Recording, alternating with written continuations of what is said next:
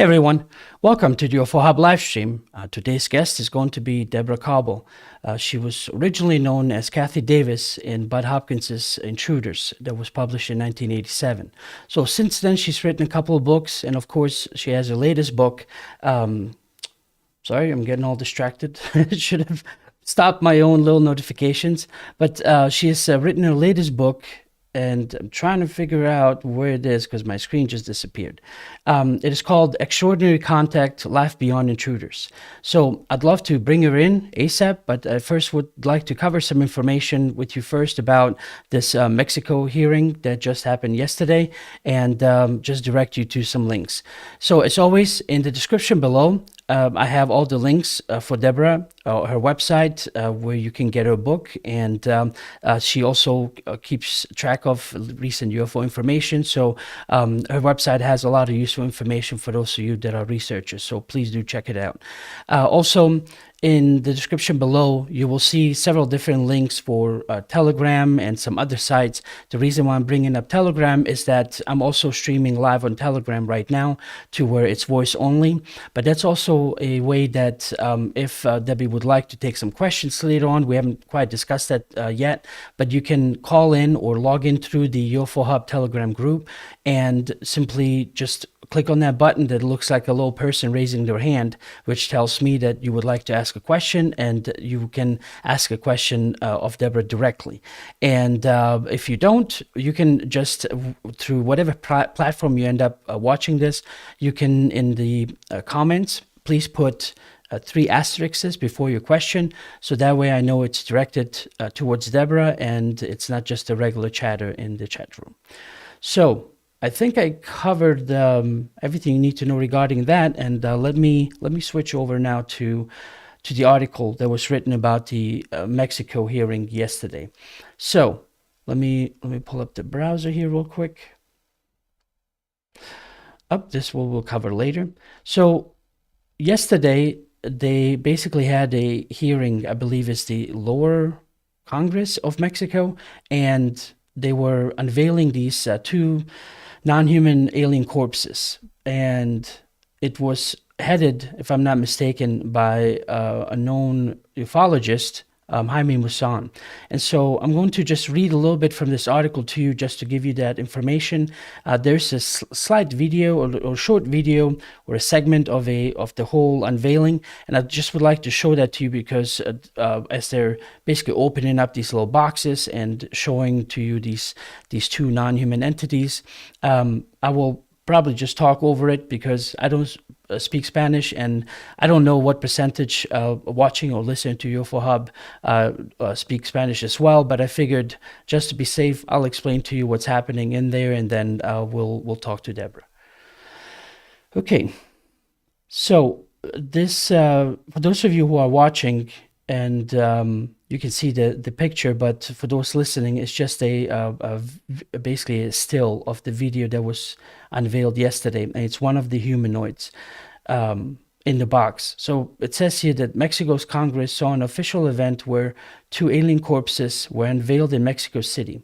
The official unveiling of the 2 alleged alien corpses was carried out by ufologist Jaime Maussan. The 2 small corpses were displayed for all observers. Organizers claimed that this small mummified specimen were 1,000 years old and had been retrieved from Cusco, Peru. Maussan told members of the Mexican government that UFO specimen were studied at the Autonomous National University of Mexico, where scientists, he stated, were able to draw DNA evidence using radiocarbon dating. Let me scrolling down. He was quoted saying by Marco.com, "These specimens are not part of our terrestrial evolution. These aren't beings that were found after a UFO wreckage. They were found in a diatom algae mines and were later fossilized." Maussan also said that they were able to draw DNA evidence using radiocarbon dating, and 30% of the specimens' DNA was unknown. Experts also testified under oath that one of the bodies had eggs inside and also had implants made of rare metals like osamium. I'm sorry, I'm not too familiar with that. So anyway, I'm just gonna play this little video to you. I think I hope I turned down the sound enough to where I can just kind of talk to you about it. So basically, what this video shows for those who are listening only is they're basically unveiling, opening these two boxes with the two specimen inside, and that's basically what the Mexico Congress saw yesterday and the rest of the world. They, of course, then had some other people that I believe were studying this, and I'm going to skip forward, where they basically did some deep scans of the skull and were able to just reveal about what's basically what the skeleton and what the mummies basically look like inside. Okay, I'm going to switch over to some pictures as well. So those are the pictures that were obviously on the exterior and how these heads look. And then this is some of the scans that they were doing to, I guess, that reveal some bone structure and what the anatomy of them looks like. And I believe these are the three eggs that they were mentioned that they found inside. And so anyway, it was quite an exciting day for Mexico yesterday, because there was no mention of this that I know of heavily in our media. It was reported basically as basically stating some scientists here believe that this is a hoax, and I don't know if it's just simply a counterpoint, but just knowing. This was knowing Jaime Maussan. He's been into ufology for quite a long time, and I'm not trying to, accuse him of certain things or a hoax or anything like that. But just for the fact that it's part of his history, I have to bring this up. And a few years back, he basically had another, I guess, a presentation where they were claiming that they had some alien bodies, and you see the picture of what I'm displaying to you now on the browser, and it basically turned out to be a mummified body of a 2-year-old boy. And so a lot of people had paid money to watch the stream, and some of the very well-known American researchers have gone to Mexico to basically talk about this, and it just created a lot of confusion. So I don't know that maybe a different person that might not have necessarily this kind of history to present this, because if these two specimens are truly what they all claim to be, maybe it would have been better maybe having somebody else that doesn't have this history to present this. But anyway, those are my 2 cents on this, and I'll leave it at that. Let me actually just conclude with this and bring in Debra, because I actually would love to talk to her more, and maybe she might have some thoughts about this herself. So let me bring her in. Hey, Debra, how are you? Welcome. I'm good. How are you? Oh, I'm doing great. You probably heard my little intro and to the Mexican, I guess, Congress presentation yesterday. Do you have any thoughts on your own about this? What do you think? Well, I kind of agree with you. Somebody brought it to my attention kind of early this morning, and I had a look at it. The video they sent me was actually like 3.5 hours long, and I don't speak Spanish, so it was kind of difficult for me to follow. I looked through it. Yeah, my mind went back to our the congressional hearing we just had recently on ours on UAPs, here in America. And I thought it was sort of the same kind of thing. And then all of a sudden, around the 3 hour and 15-minute mark, here's these two boxes, and they have these alleged aliens in them. And then I thought, I'm I when I did some more reading about it on the internet and talked to some friends about it that know a little bit more about uh, Mr. Musan. I think that's how you say his last name. Yeah. Uh, um, I mean, I'd heard what you had heard, a few years back. I'd heard all about that too, and I kind of felt the same way. Like, well, wow, um, I, if this was r- really something, they might have had a better spokesperson. No offense to Mr. Masson. I don't know him. I mean, he's probably a perfectly nice person, but he's got a history. He's got some baggage. So, Right. Well, I feel like the event, I mean, ufology in general, I mean, if we can catch a break, it's nice to, and yeah, especially if it's going to be something that big to be revealed, that's the part that yeah. I was hoping that it doesn't, I guess, I don't know what's the word I'm looking for. It doesn't has a stain on ufology in that way. Yeah, I mean, I'm thinking, well, maybe ufology just, we took a couple step forward in the last few months, and maybe we just took one or two backwards here, Right. But I mean, in the big picture, it's par for the course. I mean, isn't that the way it's been, Right. So I don't know. I remained open-minded, Right. but I'll Well, be watching. right. I certainly want this, to whatever they're presenting. And again, I don't know. Maybe I guess because I already speak two other languages, maybe I should just add Spanish to my repertoire, and so it'll be a lot easier to just kind of listen and find out on my own what's going on. I mean, the same way we all do in our own language when we do different kind of information gathering and whatnot. But I wish I could understand more who the other gentlemen were that were the scientists, because apparently I Yeah. didn't read this part, but there were scientists from not just Mexico, but also Japan and Brazil.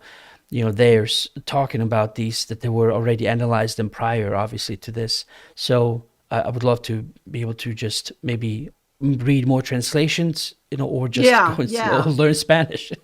I can't. I don't feel like I can make any kind of any particular kind of a judgment on any of it, because I don't know. I don't know enough about it, and I don't know what kind of tests were done on it, who did Right, it. You know what I mean? So I'm just gonna just watch and see what happens. right, right, Uh, it always seems to come out sooner or later when right. it's not right. So Well, I mean, give it some time. I'm sure we'll find out. Either it will confirm that this was more yep, or this was less than what we all thought or hoped. yeah. Yeah.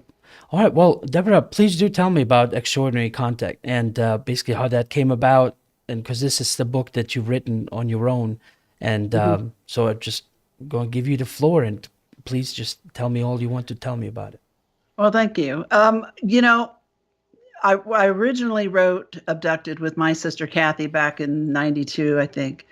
Um, and for a long time, uh, people would ask me, well, when are you going to write another book? Or then it was to the point where, why don't you um, put out, the first one, Abducted?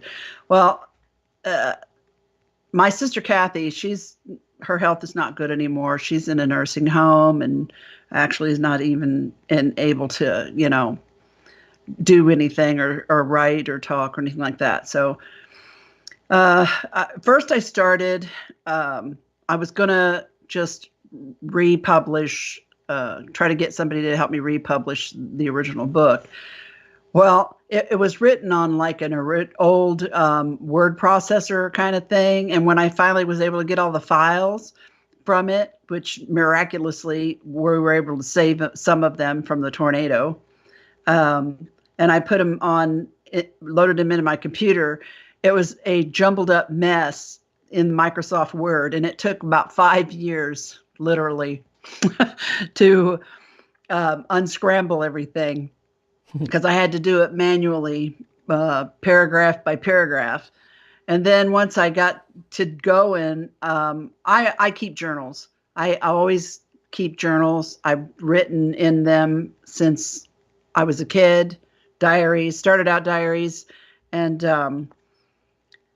I had a lot of notes and journals that had happened from when I had first written that book in '92 with my sister till, now, basically. And I got to thinking, you know, I maybe should just go on ahead and just write a whole other book. So I took parts, I took out parts of the first book, just mainly the main story of, you know, June 30, 83, and a few incidents happened around that. And then I added to it, I added, you know, my journal notes, things that had happened to me since then. And I could see a pattern as I worked on this. And it took several years because I was still working at the time. And, you know, I saw this pattern of change in me and change in the phenomenon as it happened to me. And it went from more physical contact, like, you know, obviously the June 30, 83 incident and others, to a different kind of contact, which I now kind of call it metaphysical contact, but it just gives you kind of an idea of it. It went from, you know, I started, changes started happening in me, you know, mentally and spiritually, and all kinds of things like that started happening. And I started having more paranormal activity. And then I got pulled into the paranormal realm for a while. I got involved with some paranormal groups and did some investigating and noodled around with electronic voice phenomenon, which I find I have quite a knack for. They call me the antenna. And, you know, just all kinds of things were changing in me. And so I decided to add that into the book. And then, you know, I was working in an automotive factory back in 2020, and we went on strike. And I was on, well, when we went on strike in 2016, I can't remember. Anyway, we went on strike. We were out for 7 weeks on strike. And of course, I had to do strike duty, which I pulled midnights. That was fun. And then not too long after we got back, COVID hit. And then COVID shut down everything, and we were shut down and stayed at home and didn't work for like 7 more weeks. And it was during that 7-week period that I decided I got sick of binge watching, you know, stuff on Netflix, and decided I was going to put my time to some good use. And I actually finished the book that I had started all those years ago. I got it finished, and I was so tickled. And I was talking to my friend Peter Robbins about it, and I was trying to figure out if I was going to self-publish it because I, you know, didn't have a publisher. My old publisher had gone bankrupt and gone out of business years ago. And he mentioned to me a print-on-demand company in the UK that he was familiar with, and he knew the folks well there. And he put me in touch with them, Robbie Graham at the time, who was one of the editors. And I'm sorry. And I sent him an email and a couple of samples of my book, and he wrote me back, and it was so synchronistic because at the time that I was looking for a publisher for my book, he was actually working on a deal with Carol Rainey, who was Bud Hopkins' ex-wife, who had the rights to Missing Time and Intruders and some of his other works. He was working on a deal with her to actually republish Missing Time and Intruders through August Night Press and get it back out into, you know, the world, so that the new generation of UFO investigators could have this work to read, because a lot of people, you know, after 40 years didn't know who he was or what groundbreaking work he did. And he said it was just so synchronistic. It was like the universe was speaking to everybody and everything was dovetailing. And it's like the deal, he worked out a deal with Carol and was able to publish those two. And at the same time, they took my book and they decided to publish it. And so we all kind of went out there in the world together again. You know, it was just so surreal and synchronistic, I say. that was meant to be. It was like the universe was telling me that this was what I was supposed to do, and this was when I was supposed to do it. And so it's been out since August of 2021, and I've done. Before that, you didn't hear too much from me or see too much from me around. I focused on family and my job, and I worked a lot of hours, didn't get a lot of vacation time. And sometimes I just got fed up with all of the weirdness and wanted it to go away. So I would pull myself back, but it always pushed me back in. Something always kick-started me right back into it. So I have finally come to the conclusion that this is my life and this is what I'm supposed to be doing. I've so the book's been out. I've been on a lot of podcasts and been back out there since then.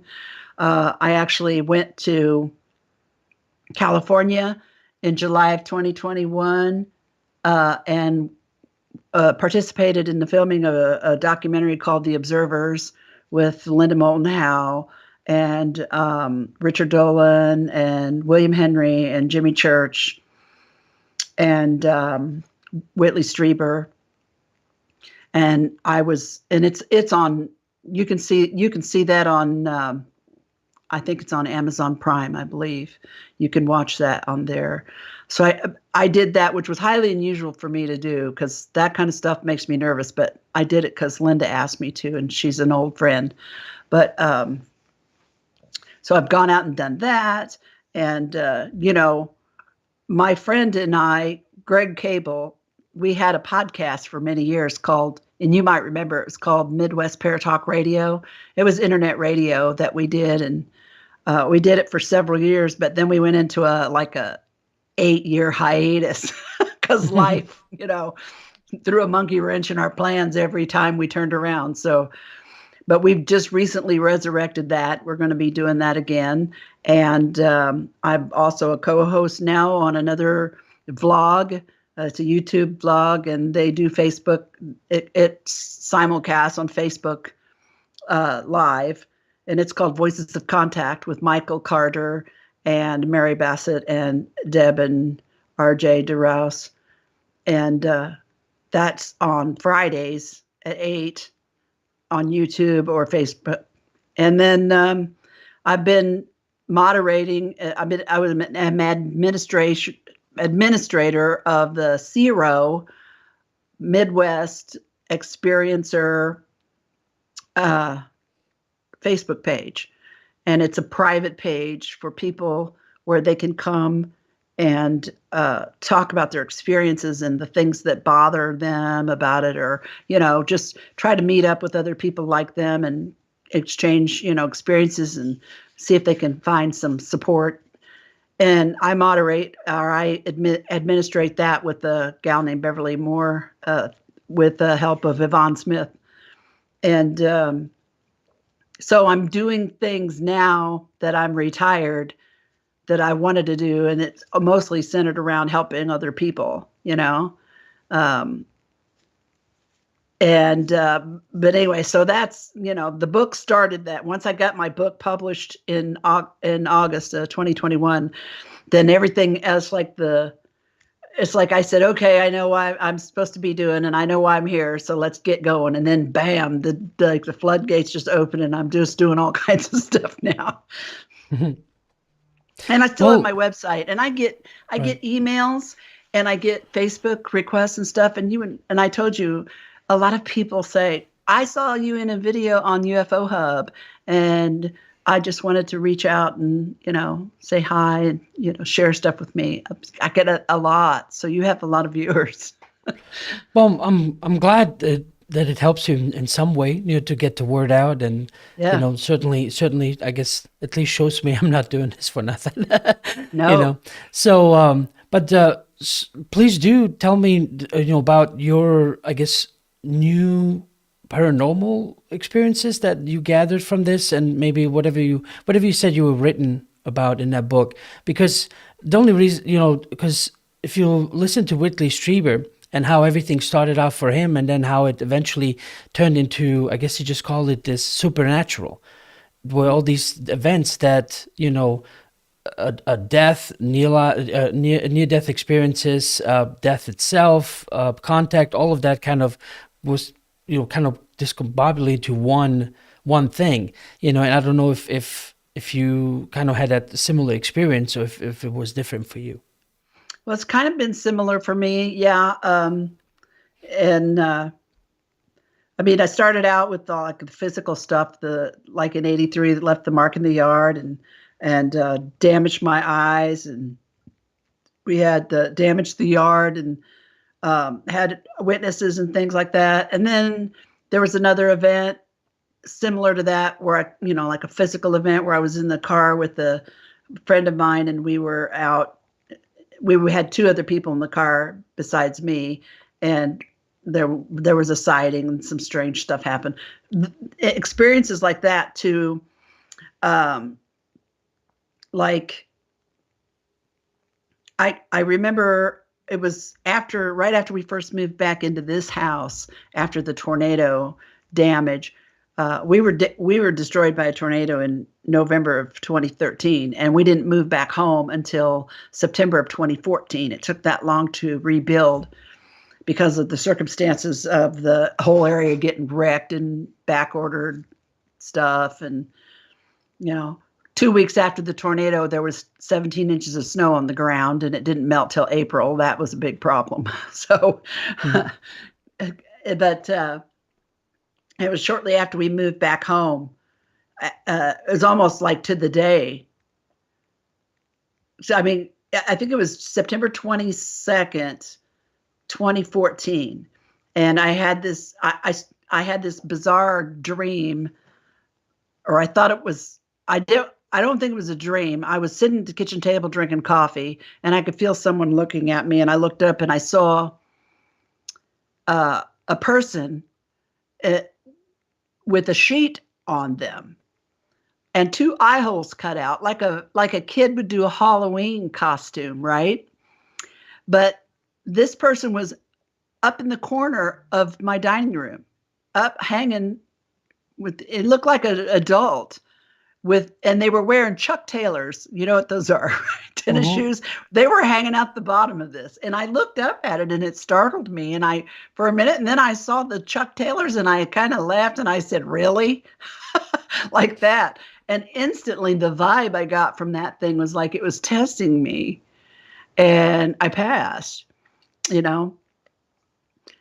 It just, that kind of stuff. I've gone to paranormal investigations and I've been touched. I have recorded EVPs. One of the EVPs that I got was so amazing. We were in a group and we were at a private residence, and there was no one in the house except the dog, the family dog. And we had set our base station up in the garage area. It was attached garage. The complaint the family had was that there was a little girl that would run up and down the hallways and wake them up at night and move things, and they could hear her play and talk. But there were no little children, no little girls in the house normally. And I have a video recording of this, and the audio was picked up on the video camera, and then my audio on my little handheld that was laying on the table picked it up as well. The dog walks in the room, and you hear it clear as day. Hi, Ginger. Sounds like a little girl says, hi, Ginger. Well, the dog's name was Ginger. And I mean, this isn't the kind of EVP that you hear on, Ghost Hunters or whatever on TV. This thing is like just a voice. Just it clear as a bell. That sort of stuff started happening with me. When my husband passed away, my husband, my first, not the husband I'm married to now, but the one before that, I was a widow. He committed suicide in our backyard. And that night we had, of course, everybody came, my family, and everybody was there with me, supporting me. And some of my family members were outside smoking a cigarette, and this big ball of green light flew over the house, and everyone saw it. They ran in the house and they ran out back. and it looked like a bow light. I believe that's probably what it was. And it split in half when it was over the pasture, and one part dropped to the ground and the other one shot off. And I got a phone call right after that from friends in Indianapolis, 70 miles to the south of us, who had seen it also.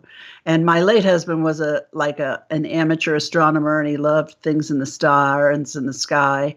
And just all kinds of stuff like that happened after he died immediately. That was paranormal, I think. And like when my mother passed away, my mother and I had talked about what death would be like, and she told me if she could, she would give me signs after she passed away. This is when she first found out she had lung cancer. So she passed away at 11:30 in the morning down in Indy. It was a long day, and I drove home exhausted by myself that long drive, and was just heartbroken, because no matter how you it's coming and you expect it, it doesn't make it any easier when it's there. And I came home, got into bed, and I bet I probably wasn't in bed an hour, and my husband and I were startlingly awoken by this crashing sound coming from the stairwell. So we both jumped up and ran into the stairway. And I had photographs, pictures of family members all up and down the stairwell, decorating. And the picture that had my mom in it had come off of the nail, rolled down the stairs, and was sitting straight up at the bottom of the stairs, like looking back up at us. Well, the nail was still in the wall. And when we got the picture, the glass wasn't broken anyway. The frame wasn't broken. And it was just one of those cheap frames that had like a cardboard tab on the back. But the cardboard tab wasn't broken. So that picture literally lifted off of that nail and tumbled down the stairs and stood upright at the bottom of the stairs. And it was just, and I got excited, and I told my husband, "Oh my God, that's my mom. She told me she would do this. She told me." I was so excited I couldn't sleep, and my dog was kind of panty, and so I went downstairs and was sitting on the couch next to the stairs while my husband went into the kitchen to get a drink, and the dog was sitting by my feet panting, and I had 3 angels, like shelf sitter angels, on the edge of the stairs, in that room, and the bottom angel literally in front of my eyes leapt off of the stairs, rolled to my feet, and just was there at my feet. And I'm like, it was my mom. I never felt sad again after that, because I knew that was my mom. And my husband, who is somewhat more skeptical than me about things like that, he was convinced that it was my mom, especially when he saw the picture. So that kind of stuff was happening a lot. So, is it something that kind of slowly, naturally kind of unraveled itself and kind of became part of your life? Or is that something that that was kind of obvious that it was going to go into that direction after having, contact? Because there's nothing really out there other than people telling stories that ghosts or any of that other stuff has to be accompanied by aliens, And so it's like, what is it then maybe about the event itself? And maybe you can also go for those that have not heard your story about what had happened to you initially, and any kind of, people always love these stories, including myself, about, what happened, where were you, who was there, and all of that. So please do share whatever you can. Well, I think that, I grew up in a household where I think my parents, were more open to paranormal stuff. I would hear my mom was kind of a fan of Jean Dixon. If you're old enough to know who Jean Dixon is, she was a psychic that, kind of a well-known psychic medium. My mom was interested in things like that. And my father always claimed he was psychic, and my grandmother used to claim my father was psychic when he was a little kid. So I grew up in that kind of a household. And then my older sister, like I told you, in 1965, she had an experience that the family talked about for years, and I assumed that this sort of thing happened to everyone because I was so young. I mean, in 1965, I was only 6. And, my sister was she was 11 years older than me. She was driving, and she had driven my mom to a bingo game one afternoon in Indianapolis. And after she dropped mom off at the bingo game, she was driving home, and she got the uncontrollable urge to turn into a parking lot of a church. It was the Holy Spirit Church on 10th Street in Indianapolis, if anybody knows. So anyway, she pulled into the parking lot of this church and drove around to the back. And she said when she put the car in park, she looked up, and above her was, she claimed, this giant silver UFO with lights on the bottom of it, and that it started to lift her whole car up with her in it. And she blacked out. And the next memory that she had after that was when she woke up in the parking lot in her car, but it was dark. And it was also, several hours had passed. It was now time to pick my mom up from the bingo game. So she drove immediately, left the parking lot and went right back to where she'd dropped mom off. And of course, mom was waiting. And I heard mom tell Bud that Kathy carried on about this all the way home and was adamant that this was real and this happened. And she was absolutely freaked out, and she talked about it on and off for years. And I was growing up, and I just thought it was normal. I thought everybody saw stuff like that, but, and then I had, about that same time, she had taken me with her up to Michigan to visit a friend of hers who I had also played with this person's little sister. And while I was up there, I was missing that entire day. And they actually called the police to find me. But it was my sister who found me and brought me back. And the only memories I have of that whole time I was missing was that I was playing with a little boy in a strange house with strange toys. So the little boy was about my height, but he had big brown eyes. And I know I was afraid of his mother. She was angry that I was there, and she kind of made me leave. But so then June 30th, 1983 is the episode.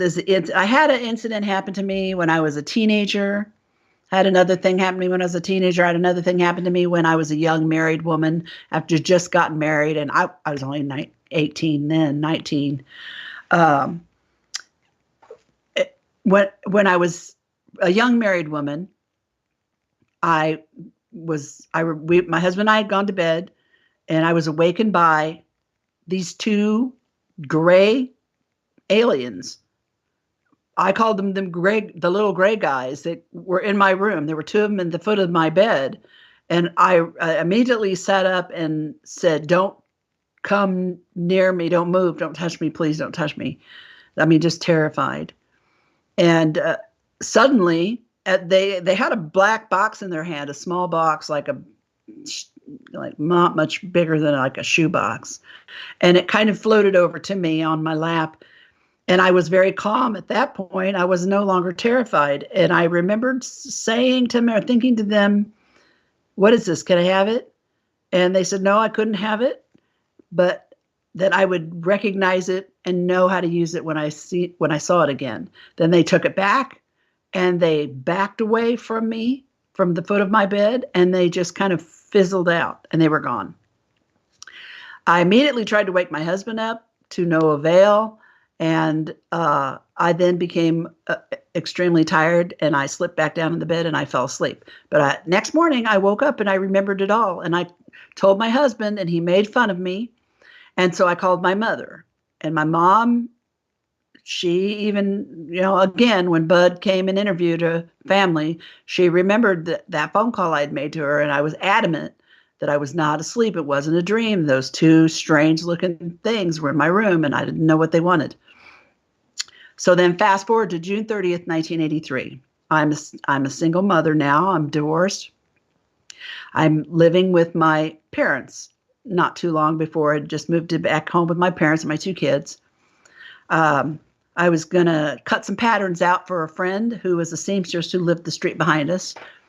And I was at the kitchen table. I was at the kitchen sink, washing my hands, getting ready to leave. And I noticed there was a strange light in the pump house of the swimming pool. And I mentioned it to my mom, and she didn't seem to be concerned about it, but it was bugging me. Two reasons. A, the light wasn't quite the right color, I don't think. And B, that door should have been closed because I was the last one out there putting chlorine in the swimming pool. So I knew that I had closed that door. But she didn't seem concerned. So I got in the car a couple minutes later, and I decided to drive down the side driveway and back to the turnaround, just to have one more look back there before I left. This was the sandstone tri-level with a split driveway. So I had been parked in front of the garage, and I just backed up and went down the side drive and to the turnaround. My father had a big workshop back there full of lots of expensive motorcycles and little British race cars that he restored. So there was a lot of money back there. And I was concerned about leaving my mom and my two kids there by themselves. My dad worked second shift at the local automotive plant, so he wasn't home when I was leaving. Didn't see anything. Everything looked fine. So I went ahead, made that 1.5, 2-minute trip to the street behind us. And as soon as I got over to Deanna's house, the phone rang, and it was my mother. And she said, "I want you to come home right now." And I said, "Oh my God, what's wrong?"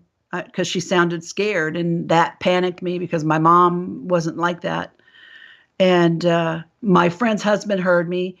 He says over my shoulder, "Tell her to call the police. That's what we pay him for." And she heard him, and she said, "No, I don't want anybody here but you." I'm like, "Okay." So I hung up the phone and I went back. I went through the Florida room off the side of the house. Mom was in there, and I grabbed the unloaded shotgun that Dad kept by the trash compactor out there.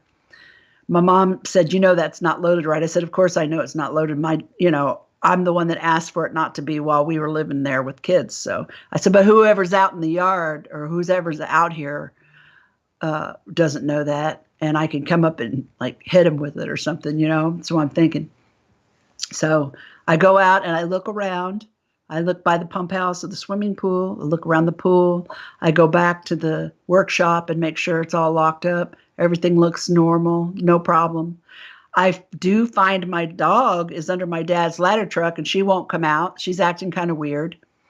But I went back across the yard and into the pedestrian door of the garage that was attached to the house because it was open, and that to me it shouldn't have been open. And I was looking around in there and didn't see anybody, and was about to leave when I suddenly felt like I was on fire, and I felt really hot, and I thought, "Oh my God, I got to get out of here right now." And I ran towards the open door, and when I did, something hit me in the chest. That was like the most intense white light I've ever seen in my life. It was so intense that, I know my eyes were closed, but I could still see it. I couldn't get away from it. I also could not move at this point. I'm frozen, and I'm beginning to shake, and the shaking turned into a vibration, and it was so intense that it felt like I was shaking apart atom by atom, and I remember thinking, "Oh my God, I'm dead." I remember thinking that. And at some point, I have no idea how long I was in that condition, and I have no idea what happened.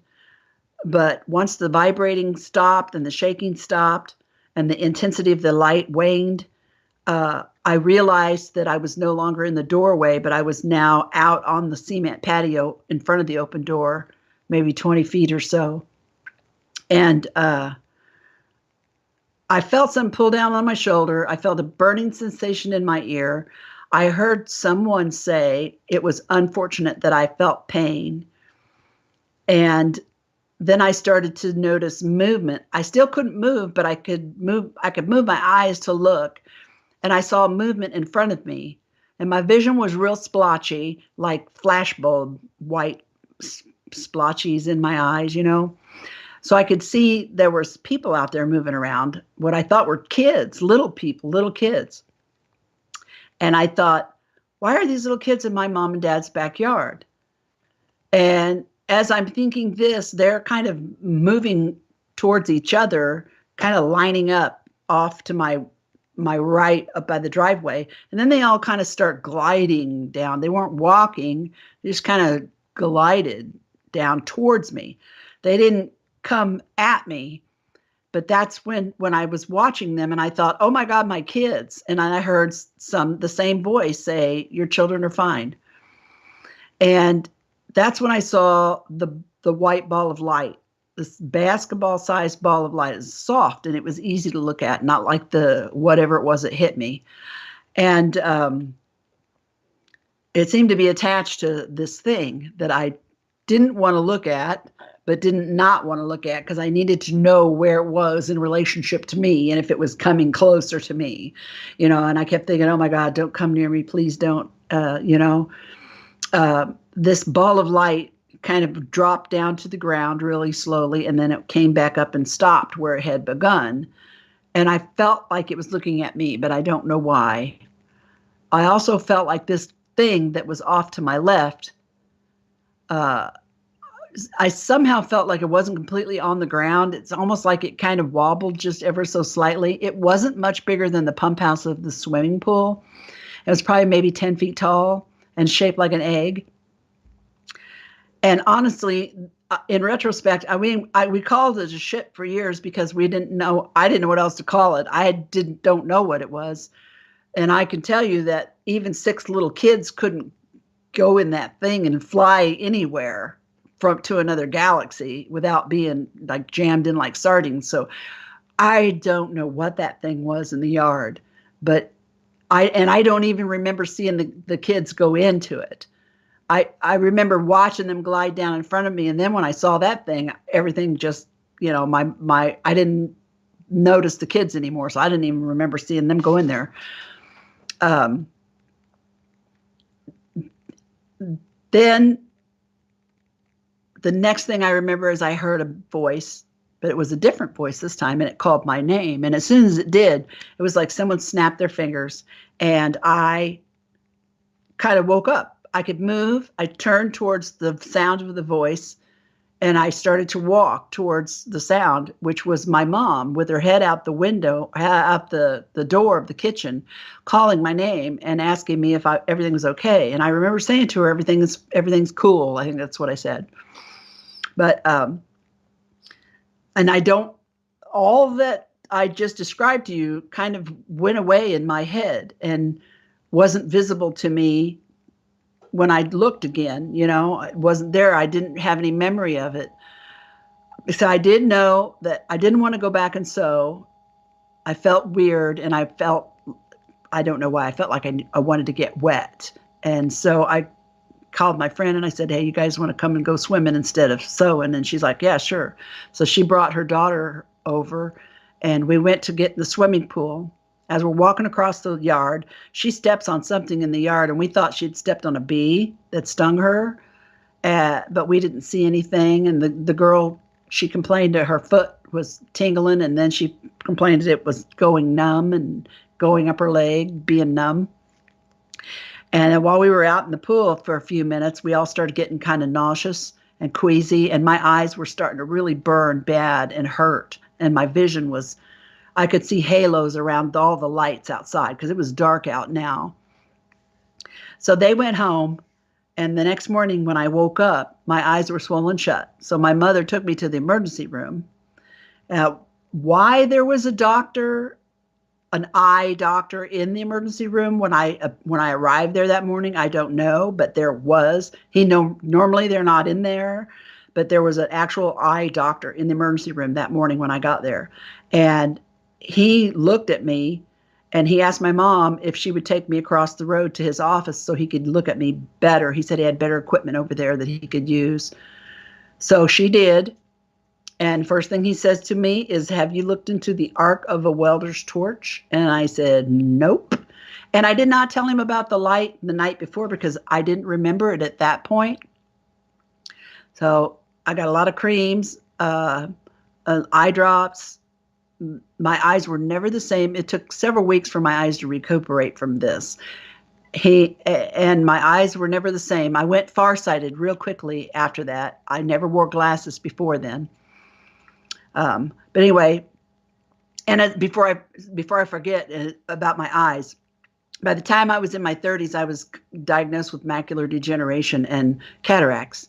And by the time I barely made it to 50, I think I was in my late 40s when I had to have both my lenses replaced in my eyes with acrylic lenses because the cataracts were so bad. My macular degeneration is dry and stable, but my vision continues to get worse as I get older. So it's probably not going to be good in the long run. But anyway, back to then. I also was highly anxious and started noticing that my glands would swell up. I'd get rashes. I couldn't sleep at night. And it was like a few days after that, the family was all coming over to go swimming for 4th of July because we had the pool. And so all of us adults were in the house preparing for the cookout, and all the kids ran out to the pool. And my oldest nephew came back in and he said, "Grandma, what's wrong with your yard?" And she's like, "I don't know what you're talking about." It's weird because none of us had gone out there or looked for these several days. And even with the pool and it being July, so we all went out there, and we're all, in my mind, I can see it. We're all kind of standing around like the Who's in Whoville stand around the tree, and look at the big tree. We're looking at this mark in the yard. And my mother says, "Oh, that's where our UFO landed the other night." And I looked, out of the blue, she says this. She pops up with this, and the kids giggle, and Mom laughs. And I looked at her like, "What the hell is wrong with you?" And I didn't think anything about it. It was funny. And then I looked back at the mark in the yard, and somehow between her saying that and the visual of that mark, it was like, bam, it all came back, all of it. It started out with these two big black eyes superimposed over this mark, and then it was like the floodgates just opened. I remembered the light. I remembered the craft. I remembered the kids. I remember screaming, and I literally almost passed out. I was, from that point on, I think I had a nervous breakdown. Guys, I couldn't sleep. Every time I closed my eyes, I saw that white light, and I saw that face. And, I was kind of a disaster area. I did very little knowledge of abduction phenomenon or anything like that prior to that. Oh, I'd seen the Barney and Betty Hill story on TV once, and I thought it was interesting and a little creepy. But, it's not like I went and read a whole bunch of books about it. I had, however, a few months prior to that, kind of accidentally picked up Bud's book, Missing Time. I thought it was interesting, and I thought it first had something to do with, time travel or something, because I was always interested in stuff like that. Anyway, I got to start reading it, and I would read, a few paragraphs or maybe a chapter, and I would have a panic attack, and I have never finished that book. I've never finished Missing Time, but I did know that in the back of the book, there was an address for the person that wrote this book, Bud Hopkins, that if you thought you'd had this kind of experience, you could write to him. So, and that was another thing, another memory that came flooding back to me was that address. So I went back to the library and I got the address out of that book. And I wrote him this 14-page letter, took a bunch of Polaroids. I also included my sister's story in it because I thought hers was more like up his alley maybe, because she actually saw a UFO. I don't know what I saw. And I gave the letter to my mom and I asked her to mail it, which took her a few weeks to do. She resisted, and she said something finally pushed her into putting it in the mail. And I don't know, maybe a month or so later, he actually called. And we spoke on the phone. First time, my heart was pounding. And I thought, do I really want to do this? And people don't realize that this was 40 years ago. We didn't have the internet. We didn't have computers in the home. We didn't we didn't have email. We didn't even have cell phones. So the communication between Bud and I was writing letters and well-timed after peak hours, long distance phone calls that costed a fortune and could only last like 5 minutes, you know. So, but despite that, he decided that he thought there was enough stuff going on with us that he wanted to come out and start the investigation. We right after, in April of '84, Mom and I had this terrific sighting of this huge triangular, like I don't know, it almost like a boomerang shaped craft that was huge. It hovered, flew over our house silently. Mom and I both saw it. And we contacted Bud immediately, and he contacted the Center for UFO Study. First, he contacted MUFON, and they didn't want anything to do with us when they found out about me and the mark in the yard and the aliens. So we were actually put in contact with J. Allen Hynek at the Center for UFO Studies up in Chicago, which was the next closest place to us. And my mother spoke to him on the phone a couple times, and we did some drawings for him. So, and that was in like April of '84. And then, you know, my whole life began to change. And I thank Bud Hopkins every day for it, because had he not come into my life wouldn't even be recognizable now. First thing he did was set me up with a buddy so that anytime, day or night, I felt anxious or needed to talk to someone, I could talk to my buddy. And she was a blessing. And, you know, he arranged for psychological testing. He arranged for a voice stress test, which was like a lie detector test. He arranged for medical testing to be done on me that he got funding for. And I mean, he really helped me. I reached out to him for help, and he did. So, and I felt like I'm fortunate. I feel like I've been talking for an hour nonstop. I feel like I'm so fortunate that I had the support of him and of my family and neighbors and friends and family who'd been through things with me. And I learned later that most people don't have that like I had. So I wanted to pay it forward, you know, and that's why I came out and did what I've done since then. When Bud decided after like 2 years that he wanted to write a book about my family and about the experiences that we'd had, my family and I were both like, nah, I don't think so. That wasn't the idea. That's not why we contacted you. I just wanted to be normal. I just wanted to have a normal life and understand this.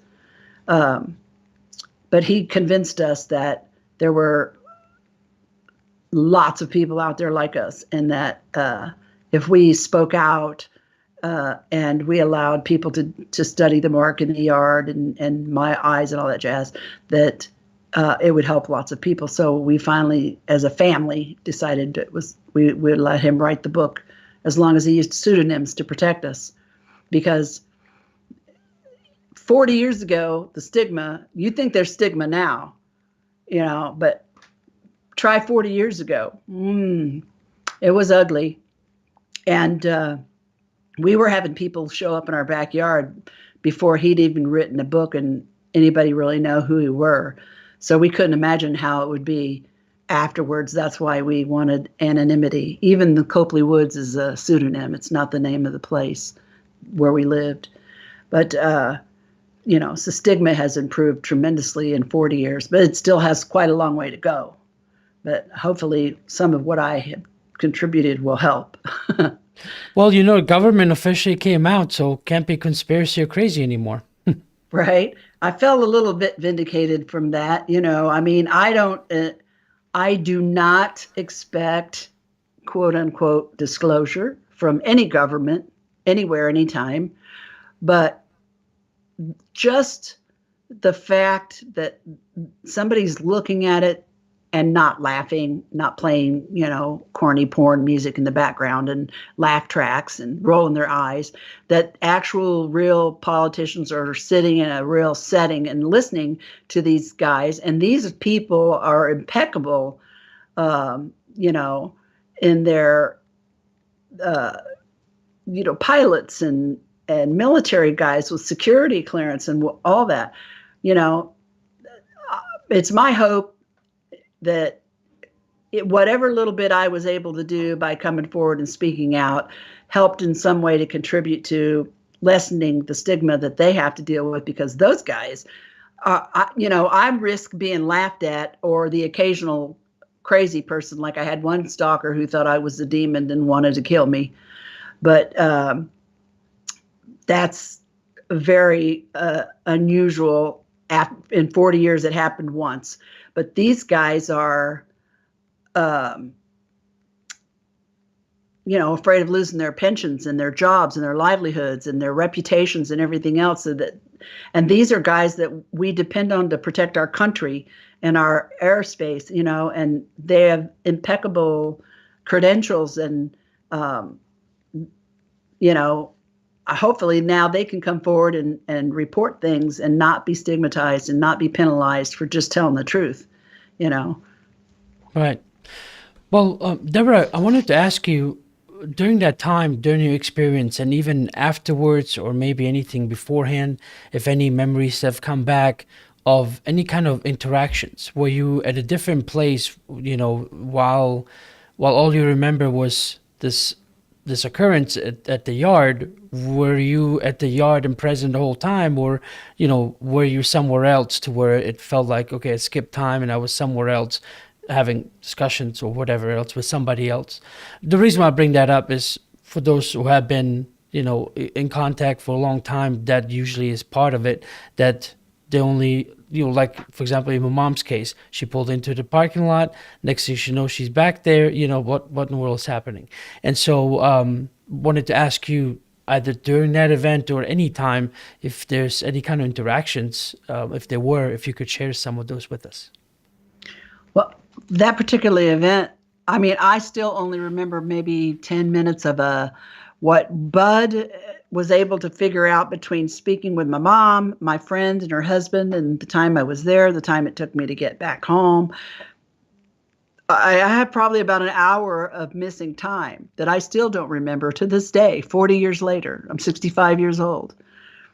And at this point, I'm probably not going to. And also at this point, I don't care. I mean, I'm good with that, because whatever it is, it must be bad.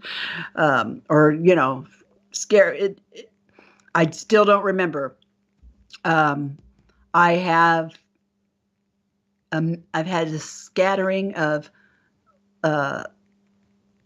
memories pop back in strange times, like when I'm doing something mundane, like doing the dishes or something, and all of a sudden I'll have this memory of this vision light come back where I'm somewhere else, not here on this planet, but I don't know how I got there. And I never remember going somewhere or coming home. I am either here or there.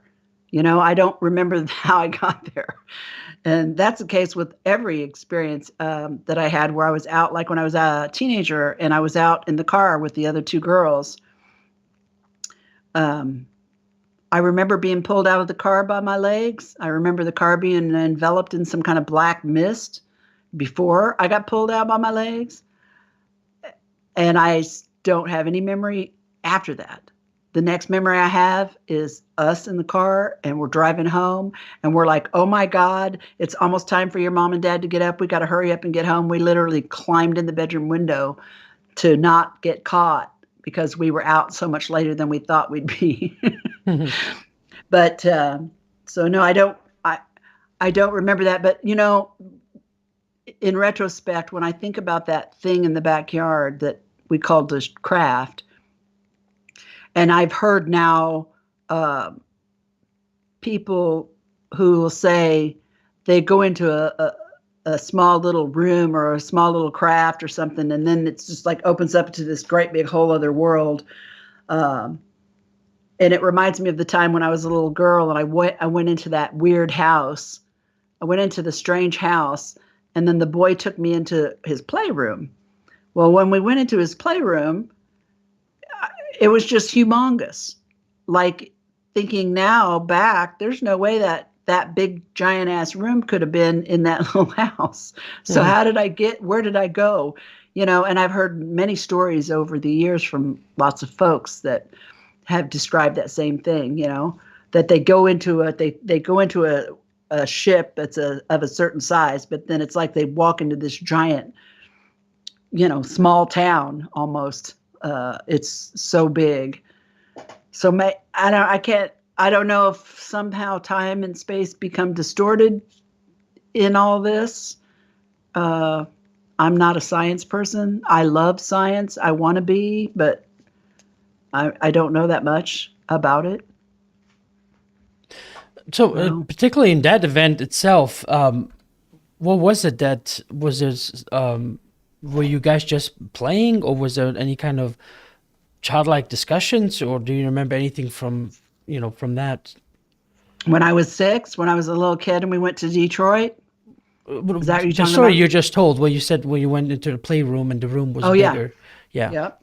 Um, well, my sister was a teenager, but she was older enough to drive up to Michigan for a weekend. So she took me with her because I used to play with her friend's little sister.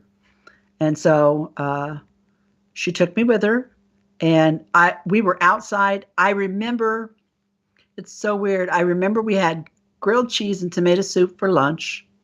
And then me and Eileen were in the backyard playing with the ball. And one of us kicked the ball over the fence. And I hopped the fence to get the ball. And I remember as soon as I picked the ball up and turned around, I was lost. I didn't, I was disoriented and I wasn't sure where I was. And, I was in a strange place, anyways. I mean, because I was up in Detroit and lived down here in Indy. Um, so, and I didn't see my friend anymore. So I walked around to the front of the house and I saw what it looked like the house where I was supposed to be, and the door was open. So I walked in with the ball, and I noticed that some of the things looked familiar in the house, but yet some things were a bit jumbled, like, where there would be, normally you'd see a lamp on a table, on an end table, but there was a chair on an end table. I mean, things were just slightly off. And as I looked around the house, I thought, wait a minute, this is, I remember thinking, this isn't where I'm supposed to be. I've made a mistake. I turned around and I started to run out the front door. And when I turned around, the little boy was standing between me and the door. He was about my size, probably about my age, I thought. He had blonde hair and big brown eyes. And he says, please stay and play with me. And I'm like, no, I got to go. And he wanted me to stay and play. He said he had lots of neat toys that he wanted to show me. And I'm like, okay, you got me with toys. You got me with toys. So I went into the toy room with him. And I remember when he opened the door, I remember it was so bright and light and sunny and bright, but there was, thinking back now, I don't remember seeing any lights, but it was just bright and light and huge and sparse. And I'm like, where are all these toys you're talking about? Because I didn't see, it was like there wasn't anything in there. And in the middle of the floor, in the middle of the room was like how like a living room, sunken living room looks, where it kind of has a step down. Well, Hmm. it was kind of like that. And I sat on the edge of the step, and then these toys started coming up out of the floor. And I remember putting something on my lap that looked like a homemade, when we were kids, we used to make things out of shoe boxes and stuff. I made like a guitar out of a shoe box one time, cut a hole in it, had strings across of it. Well, this thing had a hole in it and strings across it. And I was plucking on the strings, and as I was plucking on the strings, it felt like something bit me on the leg, and it scared me on my leg. And I remember jumping up, and I'm like, I gotta go. And I went through the door of the playroom, was back in the living room by the front door, and there he was again. And he says, please don't go. And at that time, a woman, I thought it was his mother, this big, burly, mean looking lady, comes barreling out of like the back of the house. And she says, "What is she doing here? She does not belong here." And it was literally like somebody from behind me shoved me out the door, but I don't remember anybody touching me. And I was pushed out the door, and I'm on the walk path, and I look up, and there's my sister standing at the end of the walk path on the sidewalk, just looking at me. And I think, oh, I remember just feeling, okay, everything's fine. That's Sissy, you know, and I'm okay. And I walk up to her. I took her hand, and she took me back to the place where I was supposed to be. I don't remember any conversation with her. I don't remember her saying anything to me. I just remember that, we continued our visit. Then we went home. We drove home, and that's the memory that I had. That's all I had. And honestly, I didn't even think about it for years and years. And then when Bud came, he, during the course of his investigation, when his first visit to Indiana, of course, he interviewed all the family members, and he went and knocked on doors of the neighbors. He interviewed my friends that I'd had in my life. And one of the questions that he asked my mom is, do you ever remember anything going on with her when she was little that she may not remember? And Mom and Kathy immediately brought up this trip to Detroit where I was missing. And they were looking for me all day. And it was my sister who found me and brought me back. And that's when I started, I'm like, oh my God, of course it had been 35, or it had been, I was in my 20s. So, it'd been quite a while since I'd thought about that. And I'm like, oh my God, I remember that. And that's when I'm like, I even remember what we had for lunch. And Bud was able to even speak to the woman who owned the house that we went to, because Kathy was able to get her phone number from one of her friends who still knew this other girl. And Bud actually talked to the mother who made me that sandwich that day and said, yeah, she flat out disappeared. And we were panic stricken. And everyone was looking for me all day. And Kathy's the one that went out and found me. That's a weird, weird kind of thing to have happen to you when you're a little kid. Right. I don't want to skip around too much. I'm sorry, I don't want to confuse you or the audience listening, but it's just, I'm sorry, the way my brain works, I keep hopping around.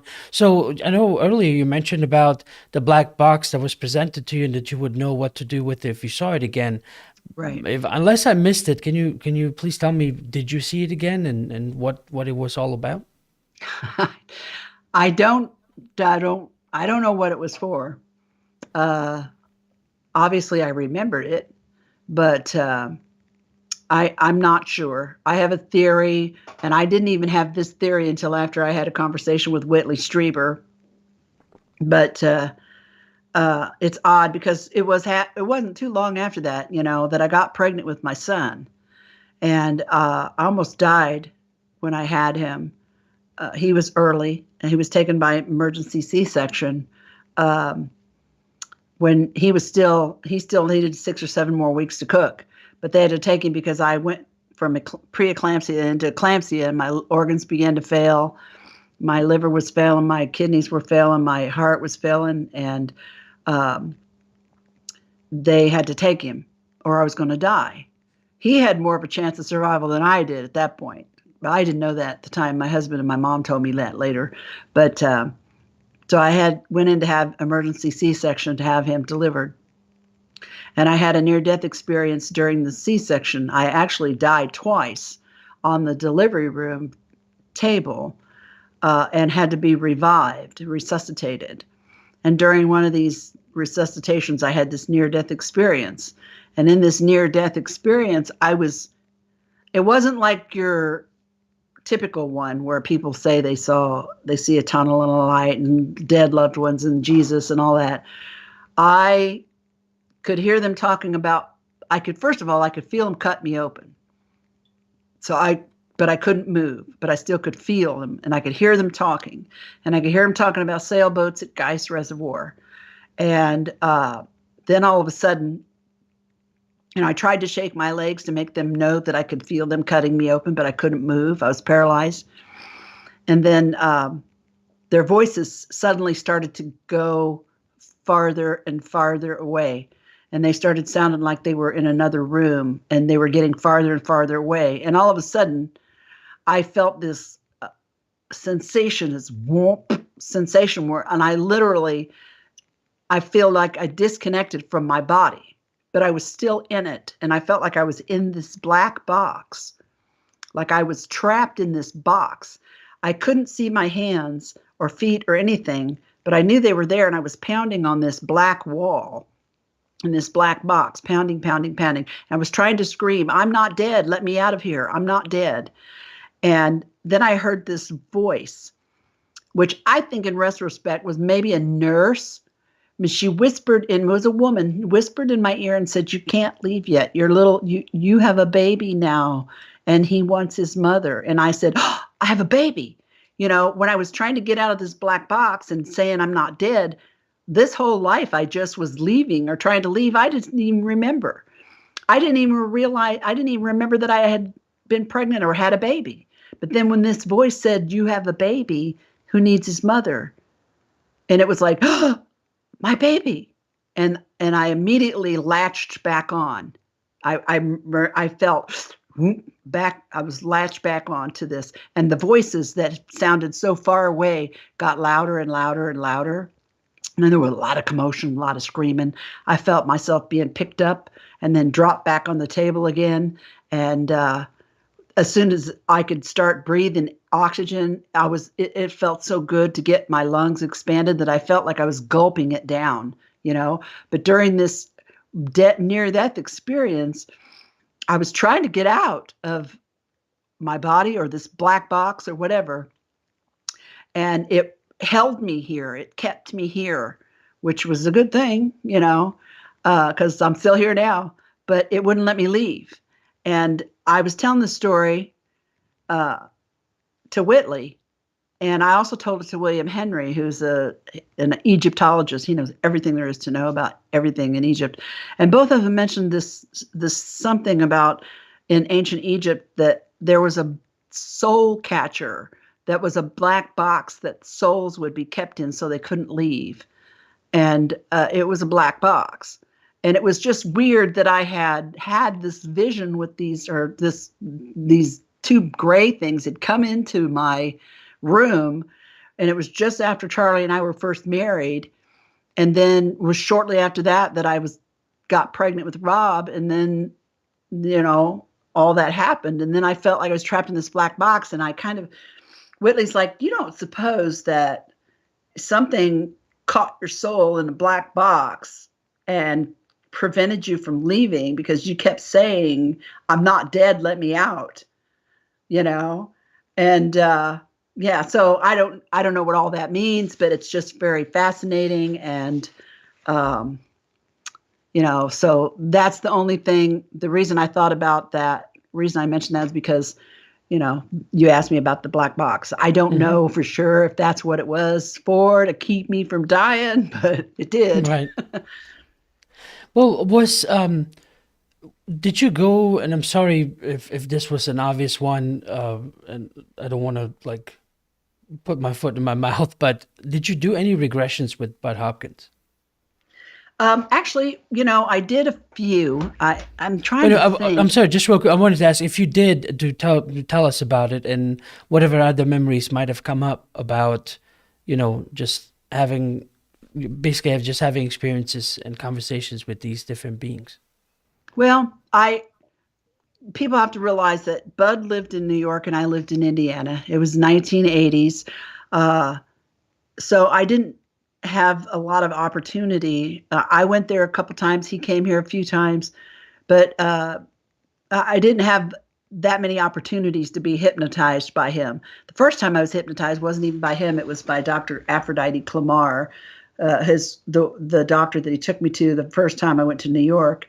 I did not remember a whole lot of anything during hypnosis sessions per se. And I know every one of them was recorded, but I do not have the recordings.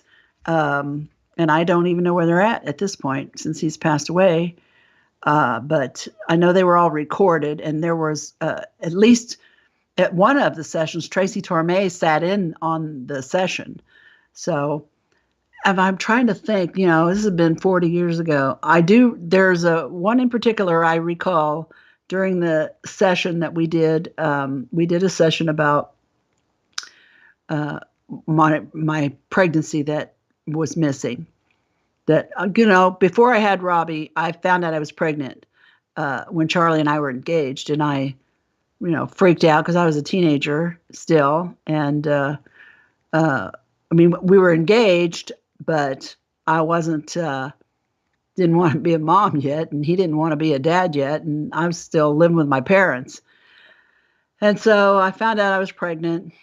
Mom took me to the doctor, and we moved our wedding date from June to April so it wouldn't be huge because it was a different time, and you didn't walk down the aisle big and pregnant. That was not acceptable back in the day when I was coming up, but nobody cares anymore. It's no big deal, but it was back then.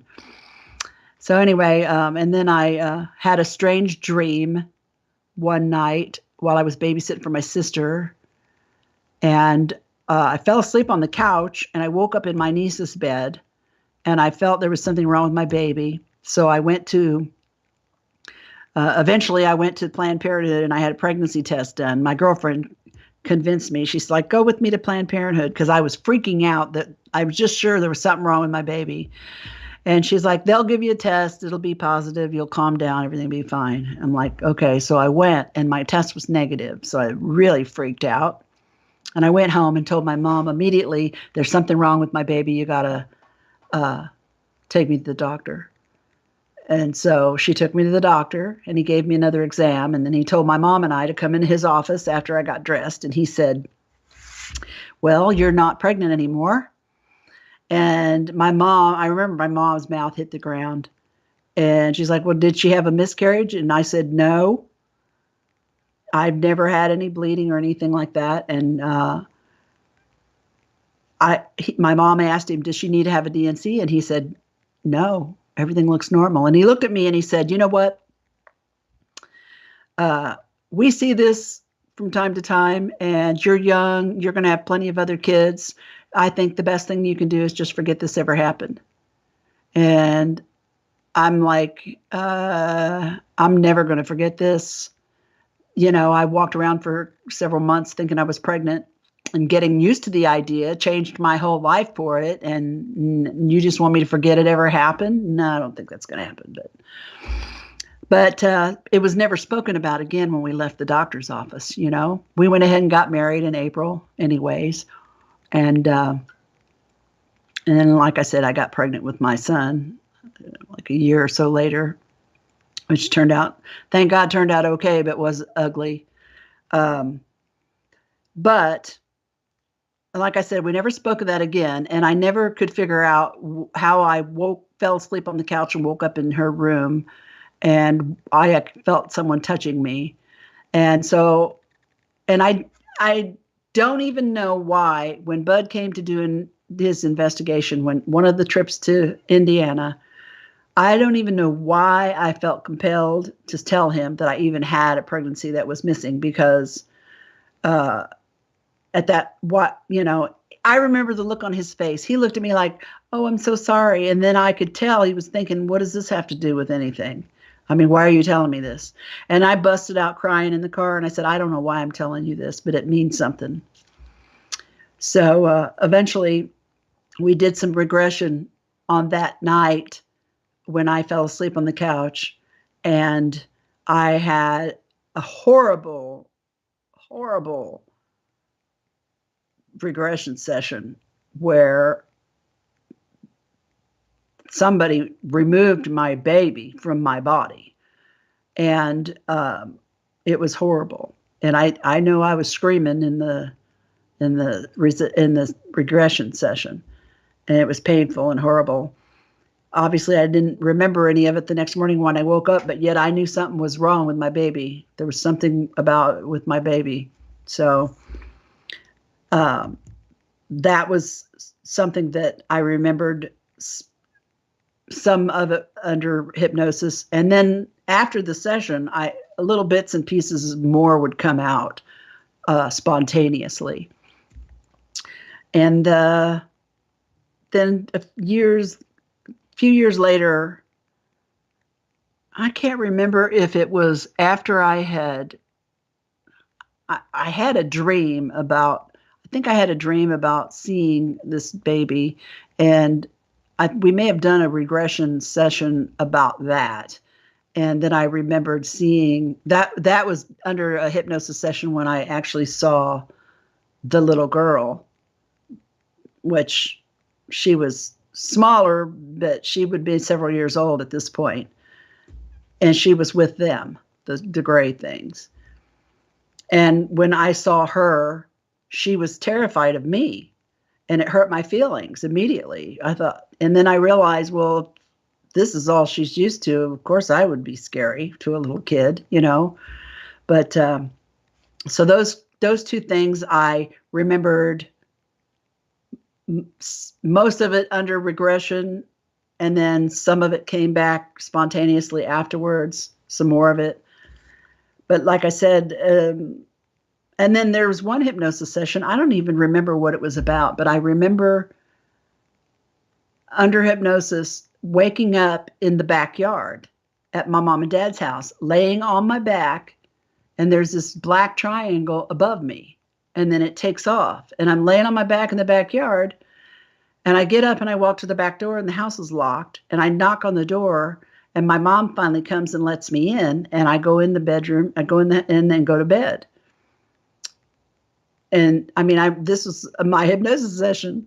And so Bud's like, do you remember letting her in? And, you know, when she was in the backyard? Mom said, no, I don't remember that. I don't remember doing that. But he asked her if she wanted to be regressed for it. And she said, no, thank you. So those are sort of the things that's some of the stuff I remembered under hypnosis.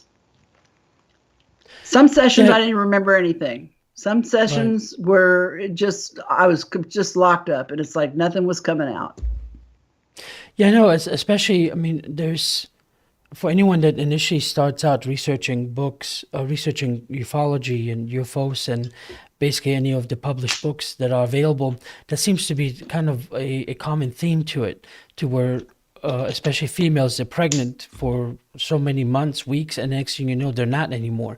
And then some even have stories afterwards where even seems like that the doctors were almost in on it too, you know, if they were real doctors, you know, to be like, no, everything's fine, you know, you were never pregnant, or all these other things, just to kind of, you know, almost kind of to make them forget. You know, it almost reminds me of always that one movie, was a series. I want to bring it up, but I'm sorry, I can't remember all the details for it immediately. It's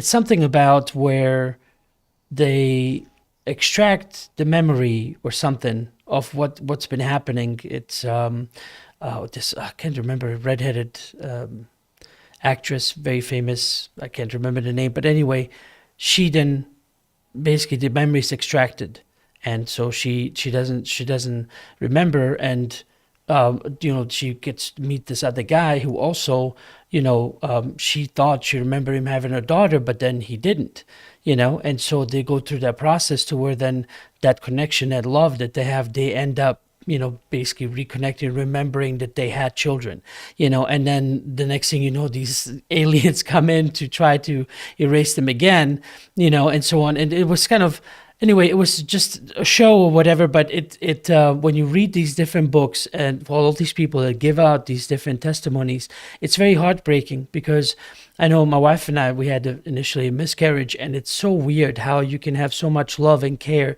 for a being that you know is a baby, but you've never seen or met, you know, and just knowing that it's gone and that it's lost, that it's so heart-wrenching, you know. I don't know how else to explain it unless you really kind of went through that experience yourself, you know. And so I know, you know, I know just from a dad's, male's perspective, how that would feel for someone that cares and wants to have the child, you know, knowing now, because all these books that I initially was reading about, I mean, I was a teenager, 15, 16. You can't really relate what it's like to be a dad, to lose somebody or something. So, of course, I felt sorry, for them. But the older I get and the more you understand these connections, it's like a different view on all these basically contactees, abductees that had babies, don't have it anymore, but are now with somebody else.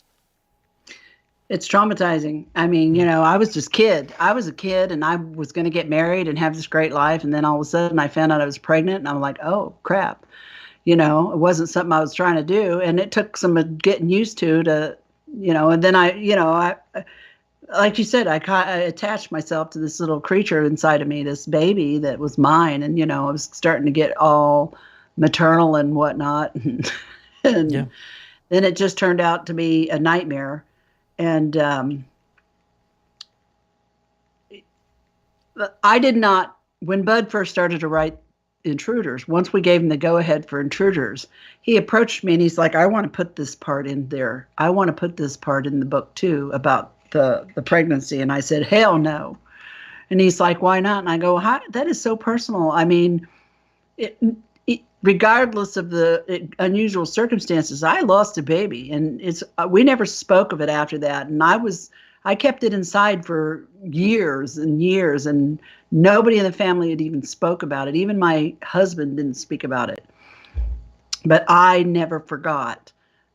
Despite what that doctor said, I never forgot. And it was a real personal thing, and I didn't want people to make fun of me about it. I didn't even understand why I brought it up to him, but for some reason it felt, I felt like that I had to, so I did. But he started telling me, look, there's other women like you out there that have had this happen to them as well, and this would help them, and it will help you too, because you'll meet other women that you can relate to, And I finally relented and said, okay, you can put it in there. Still people roll their eyes at me even to this day, and that's fine. But I've seen a lot of nonsense on the internet about it and about me. And I feel like if the story is going to be told, then I want to be the one to tell it, because it's my story and it's my life. And so, that's why I spoke up like I did. And I don't know, at the end of the day, I don't know anything for sure. Nobody does, but I know what's in my heart and I know what I remember. So, take it as however you can. I don't expect anybody to believe anything I say, but just keep your mind open, because you could be next. It could be somebody that you love that has to go through this. I was worried, but I don't want to be that woman on the weekly world news that, says she had 500 alien babies. And I'm like, I'm not that woman. I got pregnant one time with what I assume my husband, and I had this incident, this strange thing happened at my sister's, and then my pregnancy just disappeared. I don't know where it went. So it's not like that, but some people just want to think that it is. Maybe it scares them when they hear me tell it, actually, instead of reading a bunch of nonsense about it. You know what I mean? Right. Well, Deborah, thank you very much. It's for sharing all this information. I really appreciate it. Would it be all right if I put it out there to see if somebody has some questions to put forth for you? And if not, then we can finish up after the last question, if it's okay with you. I know we've been going at it for about an hour and a half. Oh, God. I'm 64 years old. I'm almost 65, and it's been a lifetime of stuff, so I could go on and on and on. So, Right. yes, Well, good please, deal. any questions? I love questions. Okay. Well, for those of you watching, if you haven't been with us since the beginning, I mentioned that if you could please put 3 asterisks before your question, so that way I know it's meant for Deborah. And please submit them now. I'm going to ask her another question to give you enough time to submit yours. And if there are not that many questions, then we'll finish it up here. And I'm already grateful enough for the amount that she has shared with us. So the basically, do you think that this, I don't know if I want to call it program because it's not what you called it, but I'm basically, it's kind of a loaded question because I already know a lot of the different information about this stuff. But if all these things that were happening for all the women that eventually would, have their babies missing for them, do you think that has stopped now when it comes to these grays or whoever these different aliens are, or do you think this is still going on? Well, it certainly stopped for me. I Mm, mean, I haven't had anything weird like that happen for years and years, but I still hear stories of women that have been pregnant and then their pregnancy has just disappeared. I still hear it. Um, I don't know if it's stopped or not. I don't think it's stopped. I don't know what the status is of it though, but like I said, I do still hear women talk about it. So right. Okay.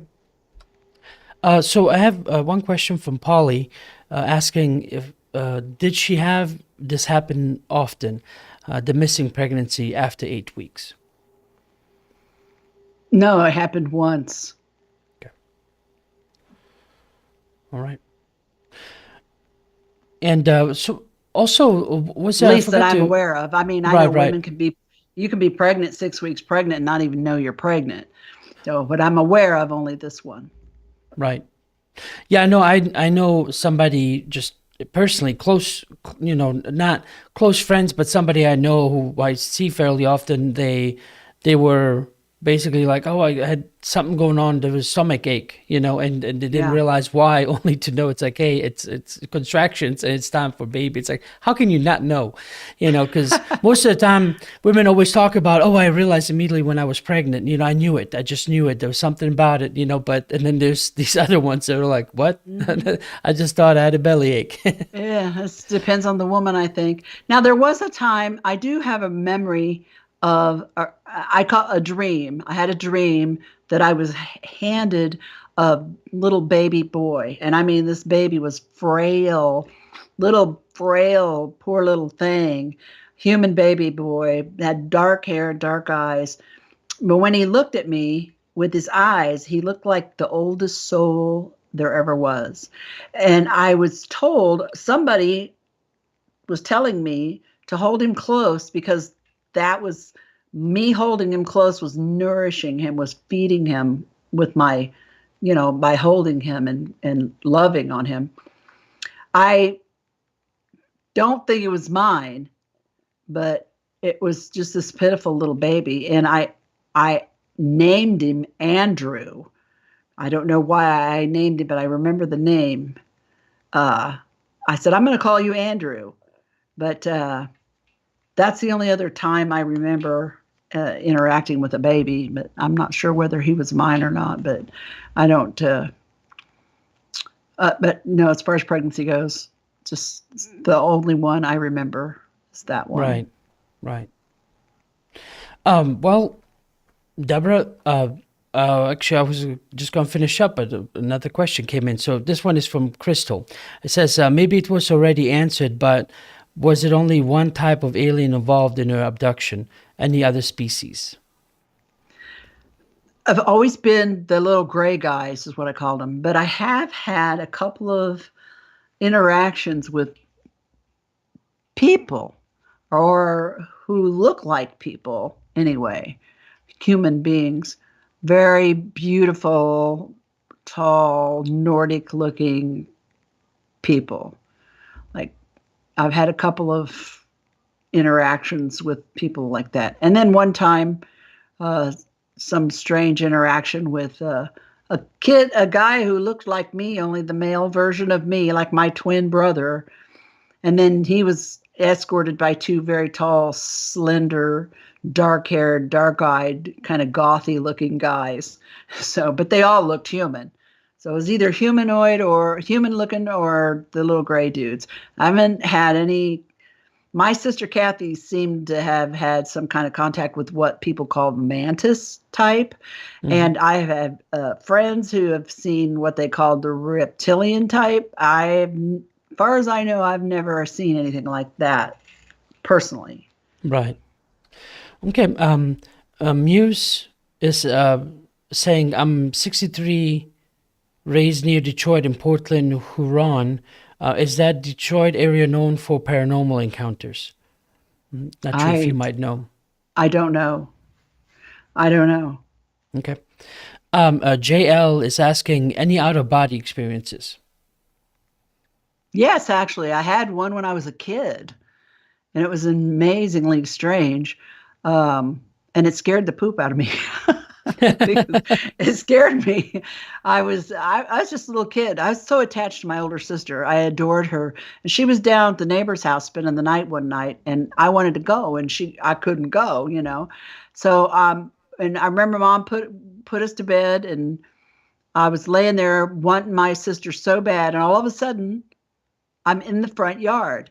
And it's weird because the light was strange.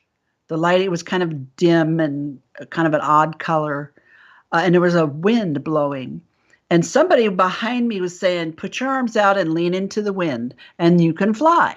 So I put my arms out and I leaned into the wind and I lifted up. And I went down to my sister's friend's house and I went through the bedroom window. And I remember being up on the ceiling watching my sister and her friend roll each other's hair with orange juice cans and play records. And I wanted to get down there and be with them. And I was watching them. And all of a sudden, I had this fear come over me that, oh my God, I'm not going to be able to get back home. I'm going to just float away.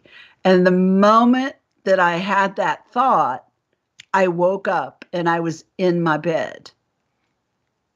And the next day, I told my sister, I saw you and Denise roll your hair with orange juice cans. And she looked at me like, what? And I said, I saw you and Denise roll your hair with orange juice cans.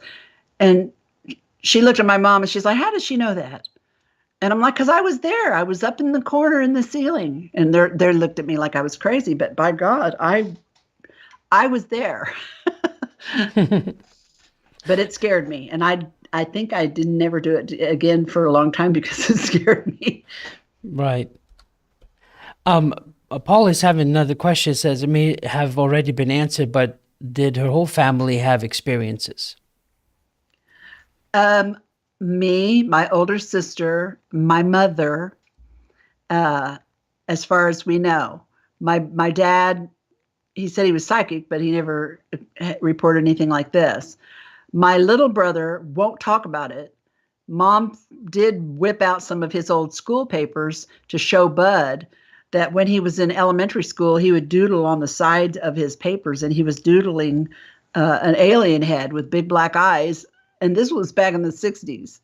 So, but he won't talk about it. He's freaked out by it. My little sister had a lot of psychic things happen to her and a lot of, paranormal things, but she doesn't really have any alien-like contact as far as we know. So that has just been Mom, me, and my older sister. Okay. Well, Deborah, thank you very much. I really appreciate it. I know it's close to 8 something here now, so it's what, 9 something in your place already, close, nearing 10 o'clock. Yep. Well, thank you. Thank you again. I don't want to keep you up much longer, but because you were so gracious and sharing so much with us. So for all of you watching, there's information you can read up on. Extraordinary Contact, Life Beyond Intruders by Debra Kauble. So the link is in the description below. I hope you check it out. She has the website. I hope you check that out as well. And Deborah, I want to just leave you with the last words, whatever you would like to share before we sign off. Yeah, well, I just appreciate you thinking of me. It's been a long time since we've talked. And I always enjoy. I'm happy to put myself out there, and if anybody needs anybody, to listen, you can write to me through my website. Use an email contact there, and if you want to share your experiences with me, you just need somebody to talk to. Feel free to. I try to answer everybody, and thanks again for having me. I appreciate it. All right. Well, please stay put. Let me just sign up for you real quick. Everyone else, thank you so much for watching. Tune in next week, Wednesday at 7. I might have open lines or another guest. I will let you know. But thanks very much for joining us, and I hope you have you have a good rest of the day. All right. You all take care. Debra, thanks. Take care, and we'll talk.